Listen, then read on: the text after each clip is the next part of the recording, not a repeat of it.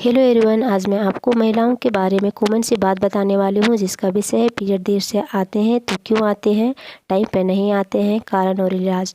तो चलिए शुरू करते हैं। बस आप सोचते ही हैं कि अब 1 या 2 दिन में हमारा पीरियड आने ही वाला है और ऐसा नहीं होता है। और ऐसे समय में हमें टेंशन होने लगती है, तो हमें ऐसे समय में क्या करनी चाहिए और क्या नहीं करनी चाहिए। तो चलिए इसके बारे में हम डिटेल से जानते हैं। इससे पहले हमें ये जानना बहुत ज़रूरी है कि हमारा मासिक चक्र कितने दिनों का होता है।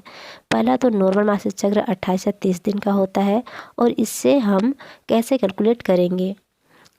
आपका जो पहला मासिक चक्र होता है उसका पहला दिन और आपका दूसरा मासिक चक्र होता है उसका भी पहला दिन, ये दोनों के बीच में जितने भी दिनों का चक्र होता है या फ़र्क होता है वो आपका मासिक चक्र कहलाता है। किसी महिला का मासिक चक्र 28 से 32 दिन का होता है, मगर सभी महिलाओं में ऐसा नहीं होता है।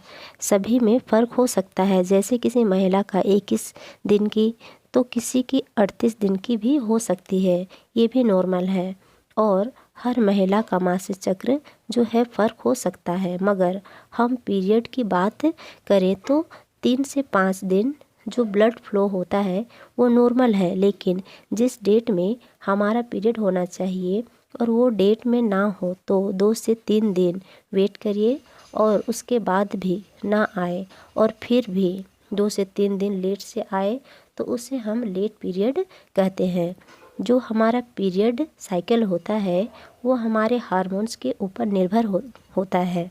हमारे बॉडी में कुछ हार्मोन्स होते हैं जैसे प्रोजेस्टेरोन हार्मोन, एस्ट्रोजन हार्मोन, जो हमारे बॉडी के बैलेंस को बनाए रखते हैं और पीरियड साइकिल को नियमित बनाए रखते हैं। अगर इस हार्मोन्स में कुछ फ़र्क आता है तो हार्मोन्स का बैलेंस बिगड़ जाता है, जिसके कारण हमारा जो पीरियड साइकिल है, मासिक चक्र है, बिगड़ना शुरू हो जाता है। और हर महीने हमारा जो पीरियड है सेम डेट में हो ये ज़रूरी नहीं, 1 से 2 दिन आगे पीछे भी हो सकते हैं, तो ये नॉर्मल है। लेकिन आपकी जो पीरियड डेट है वो बदल रहे हैं और पहले से कुछ फ़र्क आना शुरू हुआ है तो आपको डॉक्टर्स की सलाह लेनी चाहिए, बेध्यान नहीं रहनी है। अब बात करेंगे, हमारा जो पीरियड साइकिल है रेगुलर नहीं है, हमारा हार्मोनल बैलेंस सही नहीं रह रही है। ऐसा क्यों? अगर आपका पीरियड लेट है और आप शादीशुदा हैं तो आपको एक बात ध्यान रखनी है।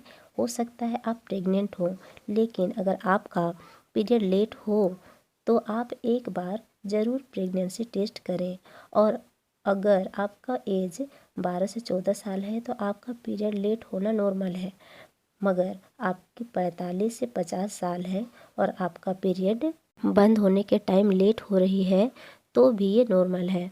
और आपने अपने बच्चे को जन्म दिए हैं, डिलीवरी हुए हैं और पीरियड लेट से आए तो ये भी नॉर्मल है। फिर भी पीरियड लेट होने के और भी कई कारण हैं, जैसे कि तनाव। कई बार कुछ तनाव से काफ़ी स्ट्रेस लेने लगती है, इस कारण भी पीरियड लेट हो सकते हैं। क्योंकि स्ट्रेस और तनाव जो होता है हमारे हार्मोन्स के रेगुलर को बिगाड़ देती है।